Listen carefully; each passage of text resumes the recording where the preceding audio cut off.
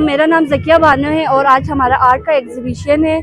और ये कुछ मैंने कलर पेंसिल से बनाई है, ये मैंने डॉट आर्ट बनाई है, और ये मैंने कलर पेंसिल से बनाई है, और ये स्केच है, और ये भी कलर पेंसिल से बनाई है, और वो भी स्केच है। और यहाँ पे मेरे पेंट्स भी लगे हुए, ये ऑयल पेंट है, वो भी ऑयल पेंट है, और वो वाटर कलर से बनाए कबूल फोर्ट, वो भी ऑयल पेंट है, वो सारा ये भी कल्चर का है। और ये भी डॉट आर्ट है बस, और वहाँ पे कल्चर का एक है। अस्सलामुअलैकुम, मेरा नाम सायरा नाम है और मैं स्कूल ऑफ आर्ट्स की सीनियर स्टूडेंट हूँ। और हमें यहाँ पे अपने काम को दिखाने का मौका मिला, इसको हमने गवर्नेंस में हमने यहाँ पे रिफ्लेक्ट किया है।